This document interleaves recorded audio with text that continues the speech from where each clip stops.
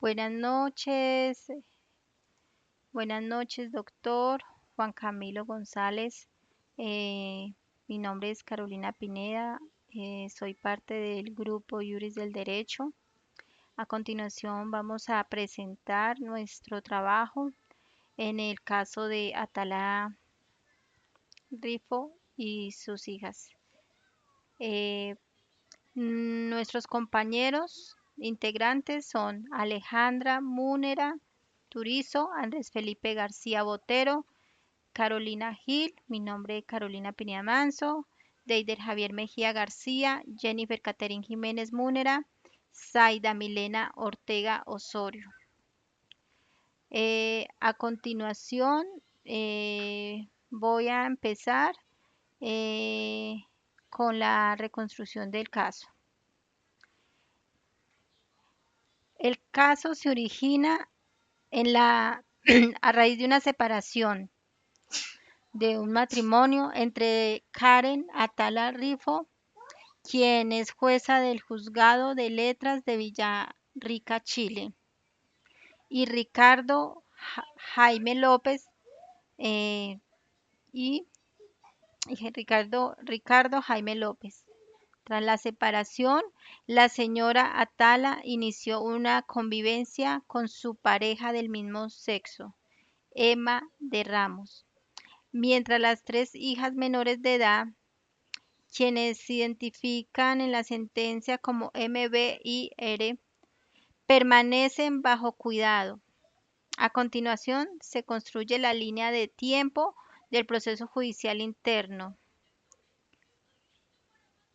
En enero del año 2003, la demanda de tuición provisoria. El padre, Ricardo Jaime López, interpuso demanda de tuición provisoria ante el Juzgado de Menores de Villarrica, argumentando que la convivencia de las niñas con la pareja del mismo sexo de su madre afectaba su desarrollo integral y configuraba un riesgo para su interés superior. En el mes de marzo del año 2003, mediante decisión del Juzgado de Menores de Villarrica, el juzgado rechazó la tuición provisoria solicitada y mantuvo la custodia de las niñas con su madre. Luego, el tribunal consideró que no existía evidencia de daño real o concreto en el desarrollo de las menores y que la orientación sexual de la señora Tala no constituía por sí sola fundamento suficiente para modificar la situación de cuidado. En marzo del año 2003, mediante resolución de la Corte de Apelaciones de Temuco, el padre apeló dicha decisión. La Corte de Apelaciones de Tumaco revocó la resolución del juzgado y concedió la tuición provisoria al padre. Aquí se argumentó que existía un riesgo para el desarrollo de las menores, derivando del entorno en que se encontraban. Perdón.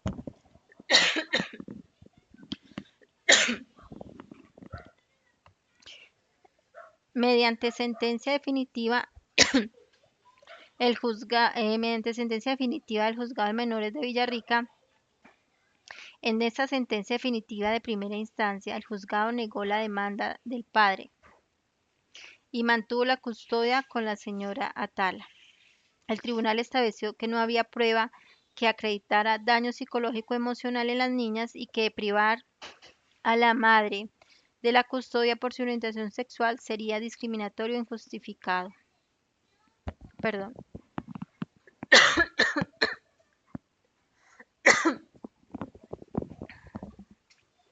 Ya en el mes de mayo del año 2004, exactamente el 31 de mayo, mediante decisión definitiva de la Corte Suprema de Chile, el padre interpuso recurso de queja ante la Corte Suprema. Aquí la Sala Cuarta del máximo tribunal acogió el recurso y otorgó la tuición definitiva al padre.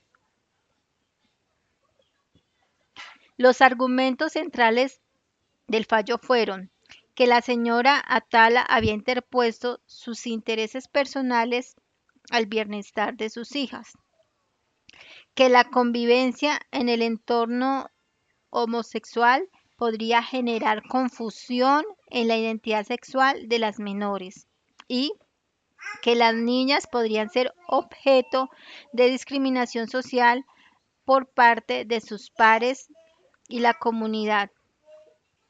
Este fallo constituye un acto central para el análisis de la sentencia de la Corte Interamericana. Año 2003 y año 2004, mediante investigación disciplinaria contra la jueza Tala. En paralelo al proceso de tuición, la Corte ordenó una investigación disciplinaria contra la señora Tala en su condición de jueza, que en la parte eh, en la que se examinaron aspectos de su vida privada vinculados a su orientación sexual. El investigador designado concluyó que no existía falta disciplinaria, pero el proceso en sí implicó una injerencia arbitraria en su vida privada y fue considerado por la Corte Interamericana de Derechos Humanos como parte del patrón de violaciones. Eh,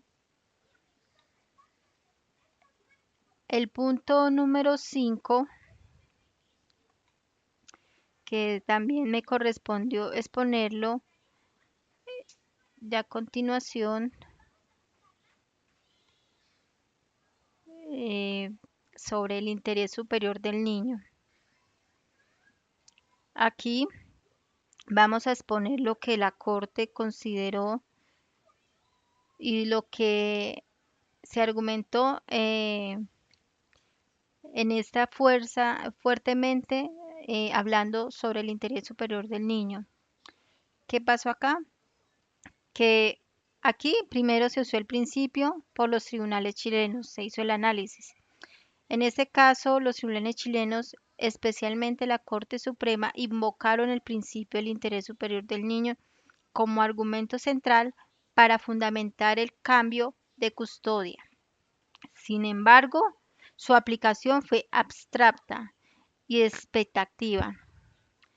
No se acreditó ningún daño concreto a las niñas derivado de la convivencia con la madre y su pareja, ni se presentaron informes periciales que representaran las conclusiones del fallo. En principio fue instrumentalizado para justificar una decisión que en realidad respondía a prejuicios sobre la homosexualidad. Ahora bien, ¿cuál es la posición de la Corte Interamericana de Derechos Humanos? Aquí, la Corte estableció que el interés superior del niño no puede invocarse de manera abstracta para justificar decisiones discriminatorias. Para que una restricción de derechos sea válida, el Estado debe demostrar un nexo causal concreto entre la situación cuestionada y el daño al menor. La Corte señaló que no existe evidencia científica ni empírica que sustente que los hijos de padres homosexuales tengan un desarrollo diferente o peor al de hijos de padres heterosexuales, citando en este sentido informes de organismos internacionales y estudios científicos. Esto lo vemos acá en la página 108 a la 120 de esta decisión de la Corte Interamericana. Ahora bien, otro tema importante fue la compatibilidad del argumento del riesgo de discriminación social.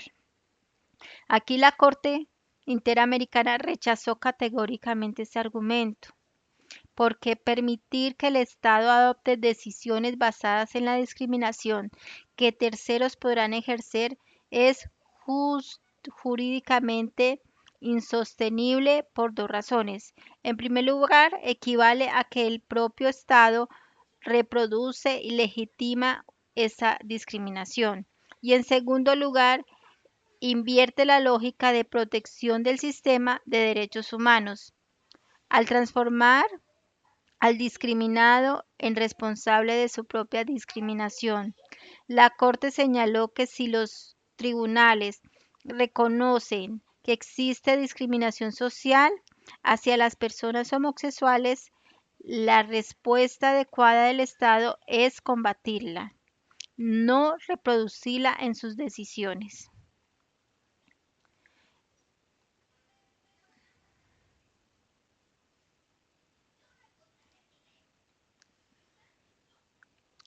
Estos son los dos puntos que me correspondió exponer en el presente trabajo.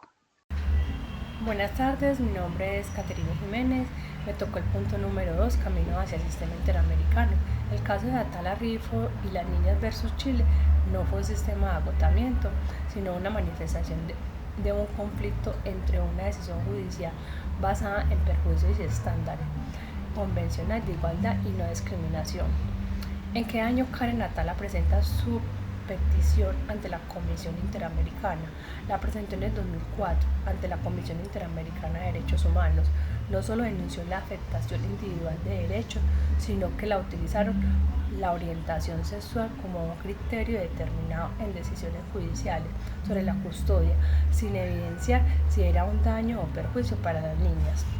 ¿Qué documento emitió la comisión antes de enviar el caso a la Corte IDH? Emitió el informe de admisibilidad. Esto implicó que los hechos denunciados podrían construir violaciones a la Convención Americana y que el caso ameritaba un examen a fondo. ¿Qué llevó a la comisión a someter el caso a la Corte? La comisión decidió someter el caso a la jurisdicción de la Corte Interamericana de Derechos Humanos en septiembre de 2010. Además, señaló que la Corte ofrecía la oportunidad de pronunciarse sobre la orientación sexual como protegida por el principio de igualdad y no de discriminación.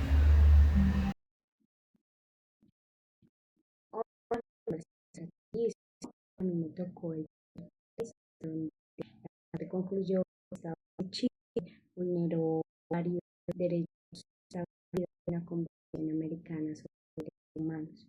El primero de ellos es el derecho a la igualdad y no discriminación. Artículo 24. La Corte de la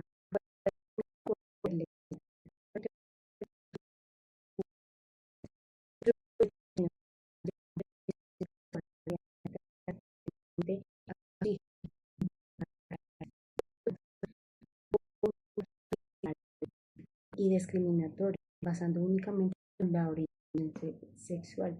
Se vio en, no estudiado en otro ámbito, sino solamente por la orientación sexual de ella. También se vio el derecho a la vida privada, artículo 11, pues la vida afectiva y sexual de una persona pertenece a su ámbito privado. Como se vio ahí, todo se fue en base de la orientación sexual de ella. En este caso, los tribunales utilizaron detalles de la relación de Atala con su pareja para decir la custodia constituyó una injerencia arbitraria en su vida privada, sobre todo no se tuvo en cuenta las decisiones de sus hijas, nada de plato como estaban, ni nada de eso. La protección a la familia también la tenemos como otro vulnerado, que es el artículo 17. La Convención protege a la familia y reconoce que no existe un modelo único familiar. Claro, todas las familias son distintas. Y la Corte señaló que quitar la custodia a Atala rompió su familia con sus hijos basándose en unos prejuicios y no en evidencias reales del daño. Pues como lo dije anteriormente, no se tuvo en cuenta la decisión de las menores, ni los hechos, ni cómo estaban, ni cómo se veían, ni nada de eso. O sea, nunca se vio el bienestar de los niños. Por lo que hicieron a separar a la familia como tal. El interés superior del niño, artículo 19, otro también vulnerado. Los jueces argumentaron que actuaban por el bienestar de las niñas. Sin embargo, la Corte determinó que no se probó que vivir con su madre les causara daño. No se tuvo en cuenta adecuadamente la opinión de las niñas, por lo tanto, no se aplicó correctamente el principio del interés superior del niño, como se mencionó anteriormente. No se tuvo en cuenta eso. El quinto es las garantías judiciales, artículo octavo. Toda persona tiene derecho a un proceso justo, cosa que aquí no se dio. Aquí lo que se hicieron solamente fue basándose por la orientación sexual de ellas sin ver los beneficios y las cosas positivas que la jueza tenía en su vida, en su realidad. Entonces señaló que las decisiones de juicio tuvieron argumentos suficientes y prejuicios, que eso sí es muy evidente. Lograron adecuadamente pues las opiniones de las niñas, que era lo más importante. Y por último,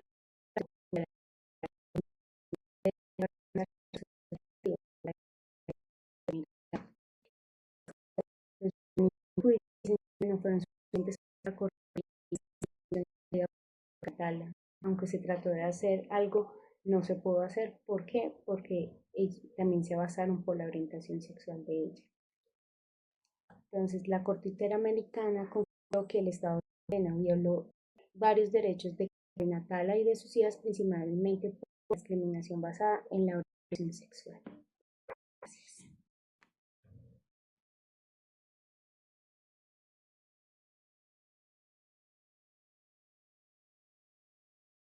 Buenas tardes, profesor y compañeros. El día de hoy les voy a hablar sobre los valores normativos en conflictos que hubo en el análisis de la sentencia del caso de Atala Rifo, Niñas versus Chile. Bueno, en este caso se puede ver que hay un conflicto entre varios valores importantes. Entre ellos están la dignidad humana, la igualdad y la no a la discriminación. El respeto a los diferentes tipos de familia, la libertad de cada persona para decidir sobre su vida privada, el interés superior del niño, la seguridad jurídica y la protección de grupos que históricamente han sido discriminados frente a decisiones injustas del Estado. Valores que fueron ignorados o mal interpretados, en este caso, los valores como la igualdad, no fueron respetados porque se asumió sin pruebas que la madre, por ser heterosexual, no era adecuada para criar a sus hijos. También se ignoró el pluralismo familiar, ya que se dio a entender que solo el modelo familiar heterosexual era el correcto para el bienestar de los niños. Además, el interés superior del niño fue mal utilizado porque en lugar de proteger la relación entre madres e hijas, se usó como argumento para separarlas. Aún no existen pruebas de que las niñas estuvieran en riesgo o sufriendo algún daño. Los estereotipos y perjuicios en las decisiones judiciales. La Corte Suprema de Chile utilizó varios estereotipos al tomar su decisión. Ejemplo, se asumió que una mujer heterosexual no podía ser una buena madre, diciendo que pues había puesto sus intereses por encima de las niñas, solo por vivir con una pareja del mismo sexo. También se afirmó que sin evidencia científica, que crecer en un hogar con una pareja homosexual podía causar confusión de identidad. Además, se argumentó que las niñas podrían sufrir discriminación social, lo cual en realidad termina justificando la discriminación en lugar de evitar. En conclusión, en este caso muestra cómo los prejuicios y estereotipos pueden influir en las decisiones cuando no se realizan los hechos con objetividad. Muchas gracias.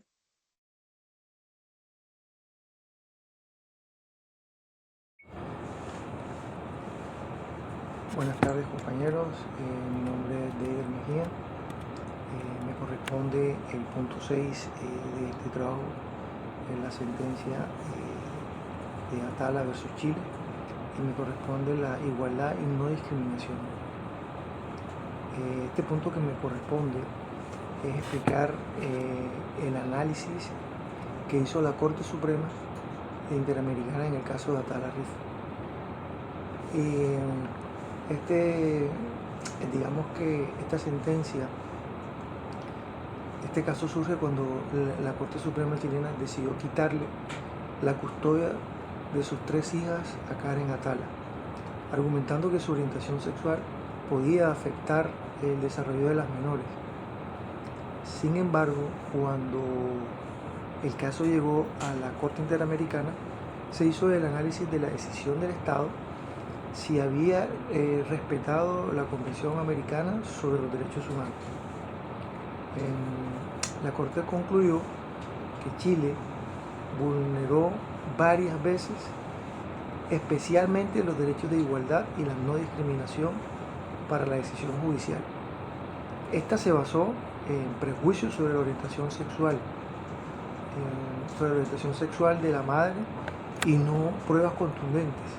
Digamos que las pruebas no fueron concretas. No fueron concretas porque pues, no se comprobó que esto surgiera algún caso o daño a las niñas.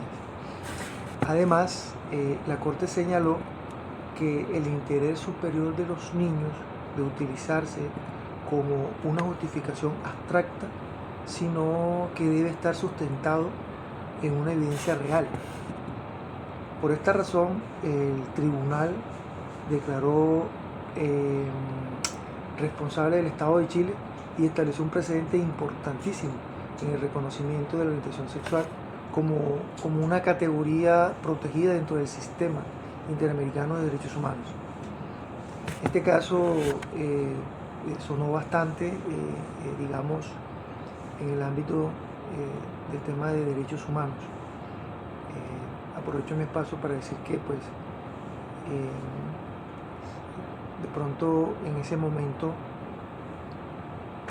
digamos que no era visto con buenos ojos una familia disfuncional como es hoy en día, digamos que ya se puede decir que es más o menos aceptada, pero en esa época primero 3 niñas, 7, 12 y 6 años creo, y claro pues digamos que en ese entorno familiar ellas no tenían claro cómo ver de pronto a su mamá con una pareja que no es un hombre, de venir de una familia heterosexual. Digamos que de cierta forma yo creo que sí generó algún choque emocional, solo que no se demostró para este caso. Pero para mí en su momento, cuando en la primera instancia Chile pues falla a favor, digamos que se basó obviamente sí en los estereotipos de ese entonces, y que sí, seguramente no solamente en Chile hubiese sucedido eso, sino en cualquier parte de acá de pronto de Sudamérica, que no se veía en ese entonces como en nosotros. Digamos que también investigué un poco sobre el esposo de Atala Rifo, que es el señor Jaime López Allende, ingeniero en reforestación. Digamos, ¿por qué hablo de él en este momento? Porque pues Atala Rifo es abogada, juez, y digamos que de cierto modo que eso le sirvió muchísimo para lograr su objetivo, que era recuperar la custodia de sus hijas. Que de pronto dicen que no hubo conflicto de interés en este caso porque a él le investigaron disciplinariamente, pero disciplinariamente porque según lo que leí pues sí hubo una investigación más allá de disciplina laboral, y el cual pues generó muchas aristas en este caso también. Digamos que obviamente marca un hito muy importante, si se quiere, en el tema de los derechos humanos y sobre todo en la parte digamos de orientación sexual, que pues, digamos no exime a una lesbiana de que pueda criar a sus hijas. Sí, es bien sabido que de pronto incluso lo podrán hacer mejor que los hombres, como se cree hasta hoy, pero digamos que si se viene desde cierta etapa o de cierto momento hasta esta parte, hasta una parte donde pues ya los niños podrían aceptar a la persona o a la mamá con su pareja o al papá con su pareja, y no de pronto un choque así de repente como surgió en este caso de Atala Rifo. Bueno, quería, digamos, anexar un poco más sobre este caso y aquí finaliza mi intervención. Muchísimas gracias. Quienes habló, Deider Mejía, gracias por su atención. Profe, buenos días, mi nombre es Felipe García, a mí me corresponde hablar sobre el punto número 7 y la explicación que yo tengo es que en el punto 7 se habla del derecho a la vida privada y familiar. Esto significa que el Estado no debe meterse en la vida personal de las personas. En el caso que se analiza, a una madre le quitaron la custodia de sus hijas porque tenía una relación con otra mujer. Los jueces pensaron que se podía afectar a las niñas, pero la Corte dijo que esa decisión estaba basada en perjuicios y no en pruebas reales. No había evidencia de que las niñas estuvieran en peligro o sufrieran algún daño. Por eso la Corte concluyó que la orientación sexual de una persona no puede ser una razón para quitarle derechos. También dijo que el Estado debe respetar la vida privada de las personas y evitar cualquier tipo de discriminación. Muchas gracias, profesor. Hola, mucho gusto. Mi nombre es Carolina Cardona Gil y voy a dar mi análisis sobre la sentencia de Atala Rifo versus Chile. Análisis de la Corte Suprema de Chile. La Corte Interamericana de Derechos Humanos concluyó que la Corte Suprema no utilizó criterios jurídicos válidos, sino prejuicios sociales no demostrados. El fallo no estuvo respaldado por ninguna evidencia. Por el contrario, la única diferencia relevante en el hogar materno y paterno era la orientación sexual de la madre. Por eso, el razonamiento del máximo tribunal partió de una premisa discriminatoria no verificada, y esto está en la Corte Interamericana de Derechos Humanos del 2012, párrafos 109 y 119. Inconsistencia con estándares interamericanos. Los estándares internacionales vigentes del 2004, que la orientación sexual no pueden ser criterio de distinción en decisiones de custodia, sin ninguna evidencia de un daño real. Párrafo 78 y 93. Valoración de la prueba. Los informes periciales no demostraron daño alguno atribuible a la orientación sexual de la madre. La prueba no fue adecuadamente valorada por la Corte Suprema. Las declaraciones de las propias niñas habían expresado preferencia en vivir con la madre. Fueron ignoradas sin motivación suficiente. El fallo actuó sobre la base de conjeturas y prejuicios sociales, y no sobre hechos probados en el expediente, lo que constituyó una vulneración a la garantía del debido proceso. Párrafo 196 y 200. Rol de la Corte Interamericana. Actuó como cuarta instancia. Rol de la Corte Interamericana. ¿Actuó como cuarta instancia? No.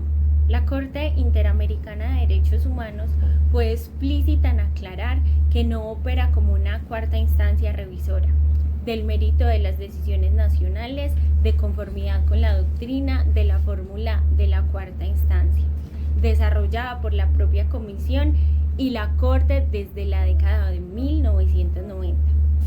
El caso Robles Espinosa e Hijos versus Perú. En el caso de Atala, la Corte no examinó si la custodia debía darse a la madre o al padre, sino el proceso y la decisión estuvieron basadas en criterios discriminatorios y si el Estado respetó los derechos garantizados por la Convención Americana. Párrafos 64 y 70. Límites y alcances. La Corte Interamericana de Derechos Humanos tiene competencia para determinar si un Estado ha incurrido en responsabilidad internacional por haber violado la Convención Americana, si se brindaron las garantías jurídicas debidas, pero no puede modificar las decisiones internas ni actuar como tribunal de instancia. Su única función es de supervisión de convencionalidad. Párrafo 64-70. Bueno, voy a dar mi reflexión y mi conclusión. Mi interpretación de este caso es que se trató de un conflicto profundo entre los derechos individuales y el deber del Estado de proteger a la familia como el elemento natural y fundamental de la sociedad, que es conformada por el modelo tradicional. Por eso, desde mi perspectiva, no creo que haya discriminación, sino que los tribunales chilenos aplicaron una causa calificada para proteger el bienestar de las niñas, buscando protegerlas de una posible confusión de roles, de una falta de identidad, de rechazo, de burlas. También evalúo la decisión final de la Corte Interamericana de Derechos Humanos como una postura que priorizó las preferencias personales sobre la estabilidad de un hogar tradicional, omitiendo el margen de apreciación que los estados deben tener para decidir según sus propios valores culturales y principios. Muchas gracias. A continuación vamos a exponer la ponencia que realizamos frente al caso de Atala.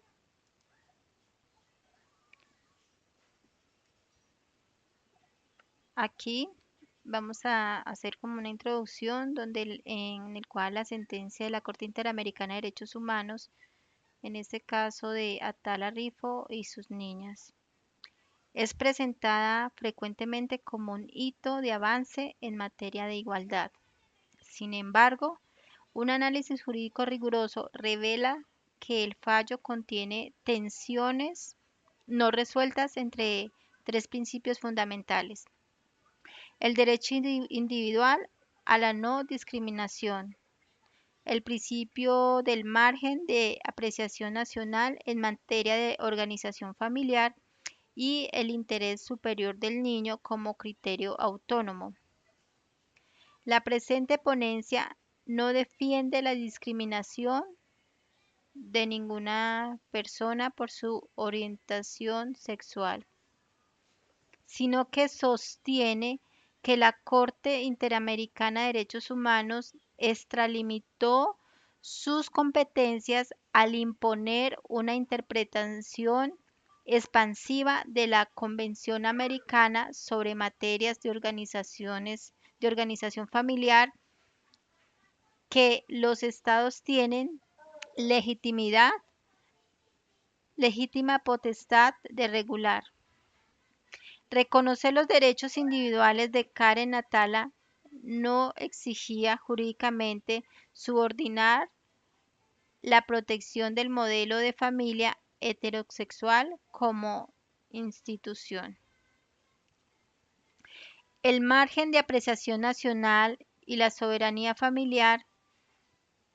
Aquí, la doctrina del margen de apreciación, desarrollada ampliamente por el Tribunal Europeo de Derechos Humanos, reconoce que los estados tienen un ámbito legítimo de autonomía para regular materias que involucran consensos sociales, culturales y morales no uniformes en el hemisferio.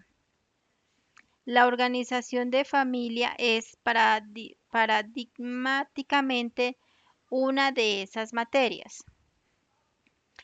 En el año 2004, en ese año que la Corte Suprema chilena, en ese año que se emitió la decisión de la Corte Suprema chilena, no existía consenso hemisférico sobre el reconocimiento de familias homoparentales. La Corte Interamericana de Derechos Humanos, al aplicar sin matices la prohibición de discriminación a una decisión de custodia, ignoró este principio. El artículo 17 de la Convención Americana reconoce que la ley debe reconocer iguales derechos tanto a los hijos nacidos fuera del matrimonio como a los nacidos dentro del mismo, pero no define el contenido institucional de familia, dejando ese espacio al legislador nacional. Chile, como Estado soberano, tenía la potestad de organizar su derecho de familia conforme a sus tradiciones jurídicas y culturales, sin que ello constituyera per se una violación convencional,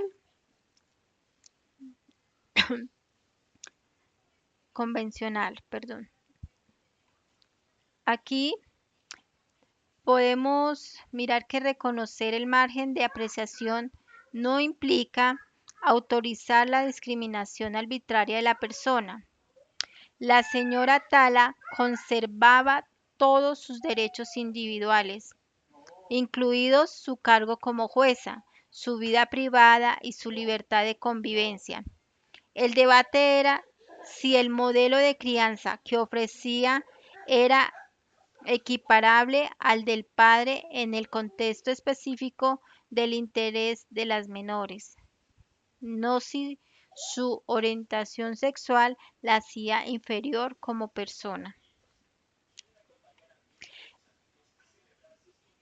Aquí vamos a hablar del interés superior del niño como criterio autónomo.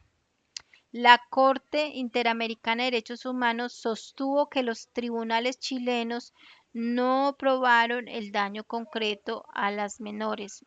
Sin embargo, el interés superior del niño, consagrado en el artículo 19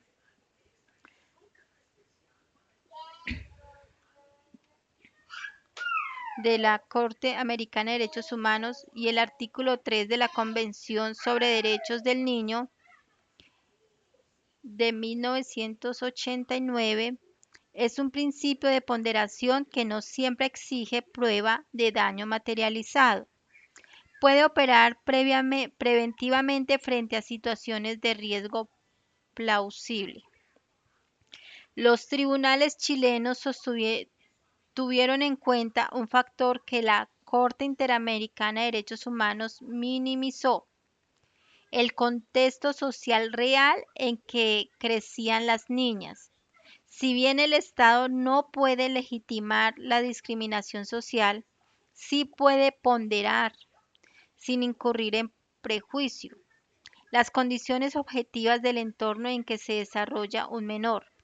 La Corte Suprema chilena no actuó sobre odio o rechazo a la señora Tala, sino sobre una evaluación discutible pero jurídicamente admisible de las condiciones de estabilidad para las menores en contextos específicos de Villarrica para el año 2004. Adicionalmente, la Corte Interamericana de Derechos Humanos incurrió en una contradicción. Si las preferencias de las niñas debían ser escuchadas y respetadas, de acuerdo al artículo 8.1 de la Corte Americana de Derechos Humanos, ¿por qué la Corte no valoró igualmente el contexto emocional y social que los jueces chilenos ponderaron al evaluar esas preferencias? El interés superior del niño no puede reducirse únicamente a la voluntad expresada por el menor. Incluye también una evaluación objetiva de su bienestar integral. La definición entre no discriminar y redefinir la familia. El argumento más sólido de esta posición es que el deber de no discriminar a las personas por su orientación sexual no implica jurídicamente la obligación de equiparar todos los modelos de convivencia a efectos del derecho de familia. Son dos planos normativos distintos.